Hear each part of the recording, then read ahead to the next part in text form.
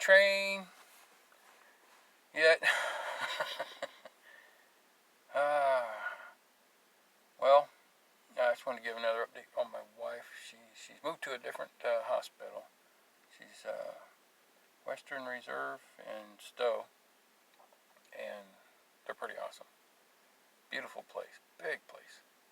And since she moved in on a Friday, she's got to wait until Monday before they'll check her out and start her therapy and hopefully check her throat out.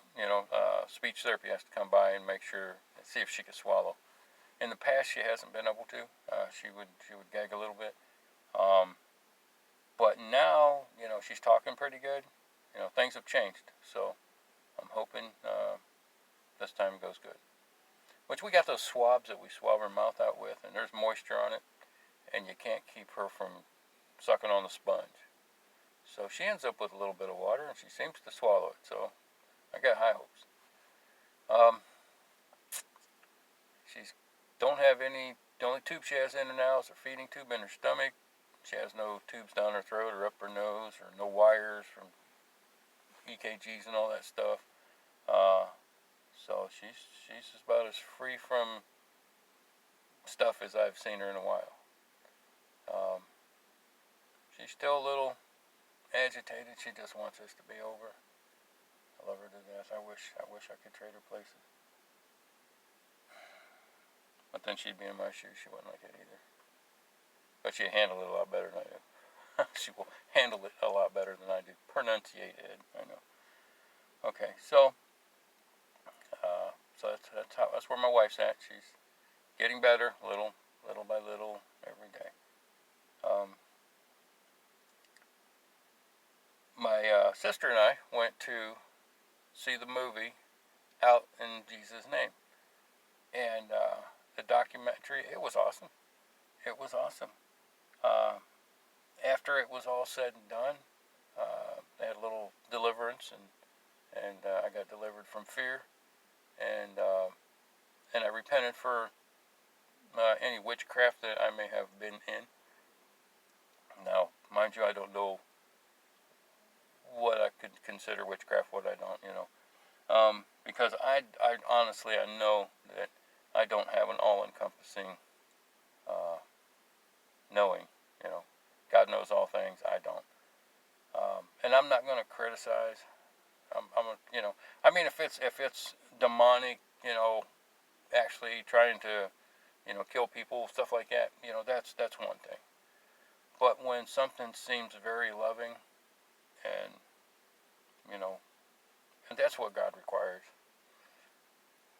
I've looked up, tried to find in the Bible, where God talks down, other religions, and He doesn't really talk about religion, from what I can gather. It's just that they have to love with a godly love. And there are religions out there that do that, but the thing is, you can't teach any other doctrine, because if you do, it only creates confusion, and it does. I'll contest to that, it does, and it does not godly edify. When it creates confusion, God's not the author of confusion, Satan is. So, but anyway, I repented for any witchcraft I may have been in, and there's no tell. I know that when I was a kid, my cousin came down with a Ouija board, and we all played with the Ouija board, thinking it was nothing. I'm finding out a Ouija board's not such a good thing, because there's things we can do to open, to give Satan crack the door for him to come in, and it can happen generations before us, and then the spirit that comes in, whoever and wherever, they like to stay in the same bloodline. So you can have demonic spirits, demonic influence, from growing up, just from something that happened generations before you. And there's people that's had them cast out of them, and I've seen it, and it's, I believe in the stuff. It's real, and we got a little bird right here on my mirror. He's just been coming over and saying hi. This is the third time. Yeah, you're cute. But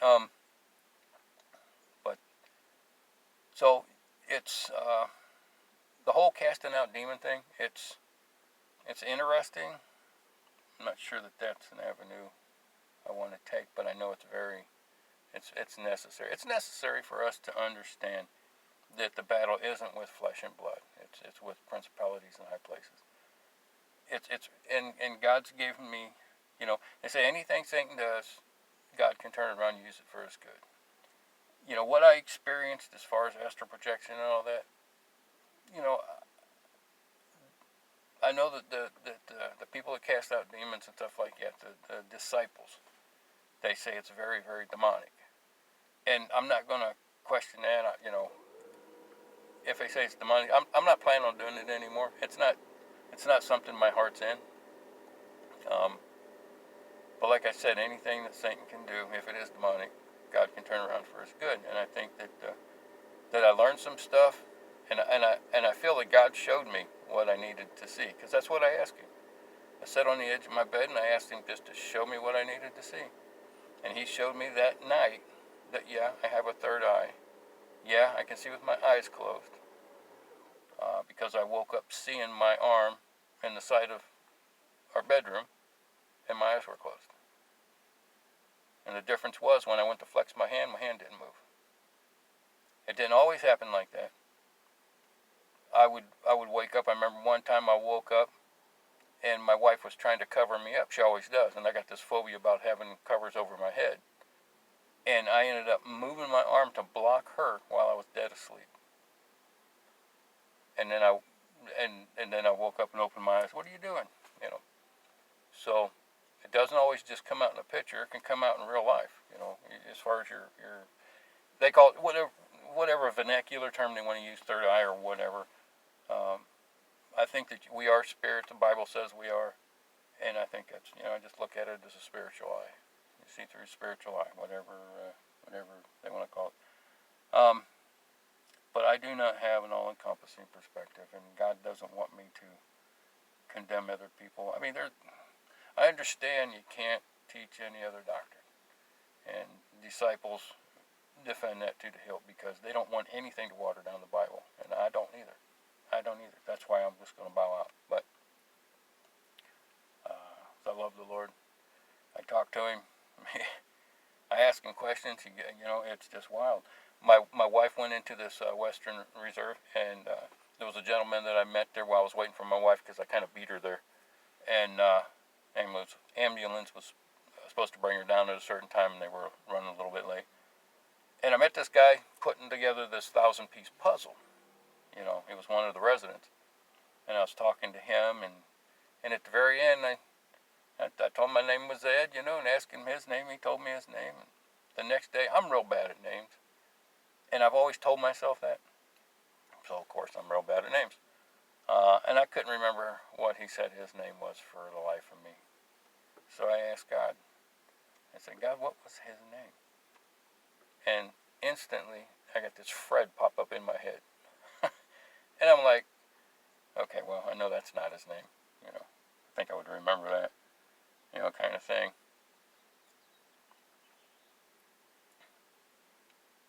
And then I went up the next day, and I said, last night I was trying to remember your name, and I just couldn't. I'm just real bad at names. I'm sorry. What's your name again? Fred. So, I guess that was a testimony that God's real. I love you guys. But I'm not sure if I know I don't have a lot of time. My wife's waiting on me. It's I'm early, and I'm not sure how. I don't rehearse nothing. I honestly had no idea what I was going to talk about when I just asked the Lord to give me a hand.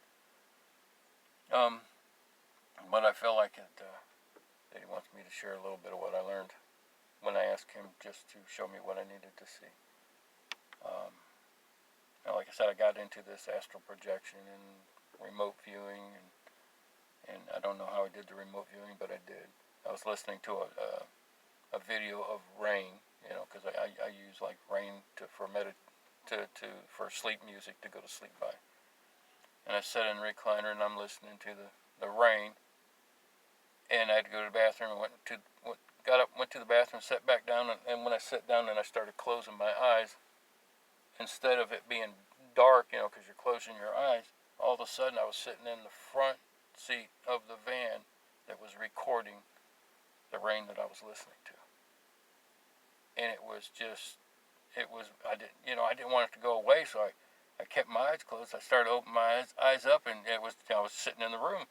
So I closed my eyes again, and it was a van that had it was an old style van, and I could see the trees and the rain hitting, and I can plainly tell it was the rain I was listening to. And I didn't try to do it, it just happened. And in that same room, not at the same time, but in the same room, I left one time. I was trying to astral project. I couldn't get out of my body, so I basically just asked for help.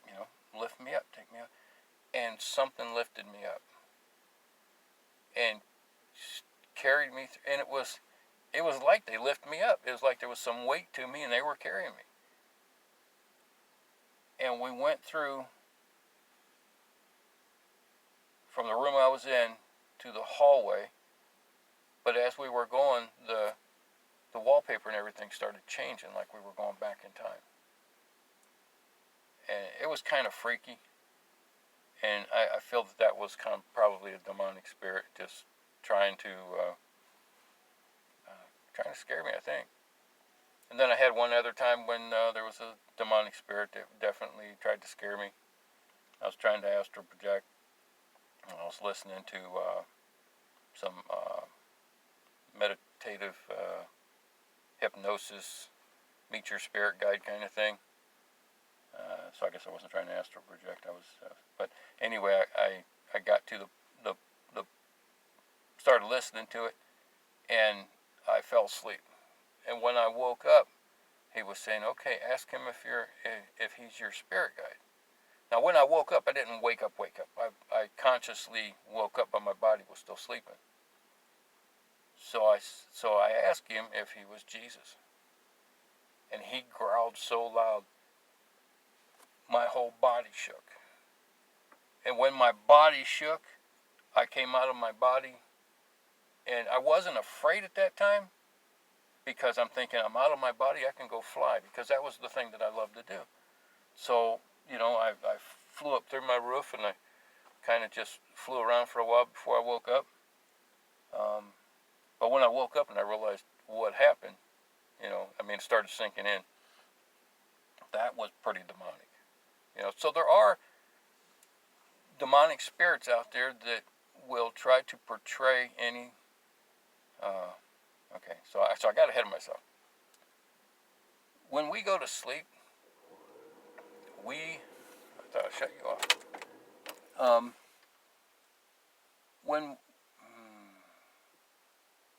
Okay, I'm going to try to say this a little bit different.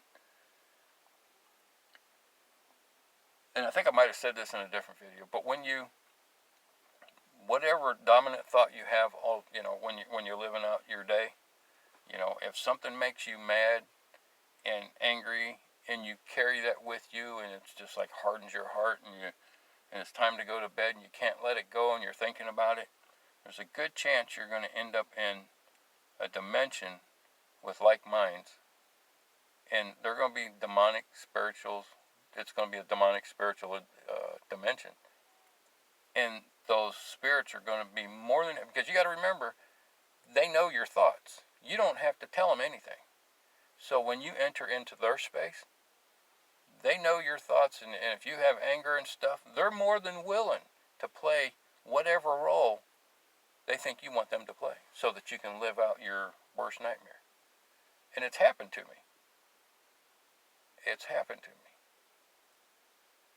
But on the same side, if you are into like you're hungering and thirsting for righteousness, and you're reading the Bible, and you're listening to all kind of videos on discipleship and stuff, and you're in that mode, and you're carrying that in your heart, and you go to bed and you're just thinking about God and this and that, you're going to end up in a very godly dimension. And they will do the same, but they'll be helping you live out your every things that you love, and it's things that you miss, that you heartfelt, a loved one, it's other teachings say it that you're creating that, it's your dream, you're the one that and they kind of skim on what's going on, but it's a whole lot deeper than that. It's literally you see, because God has, God is a spirit, and from what I've experienced, when you are in the spirit realm, when you're consciously unaware or consciously aware better, in the spirit realm, when you're sleeping, your body's sleeping, but you're consciously aware. You're who you are here, but you're there. When you're in that state, I lost the train of thought, Lord. What was I getting ready to say? Because I just kind of lost it. That's okay. I guess he doesn't want me to go there yet. So, I love you guys. I'm going to head down to see my sweetheart. And I want you guys to be safe, be loving, keep control your thoughts. The Bible says take every thought captive. And the reason we do that is because every thought is not our own. We have demonic influences that try to throw up thoughts of fear, thoughts of failure, anything that isn't power, love, and a sound mind isn't God. So if you have thoughts that don't line up with those three,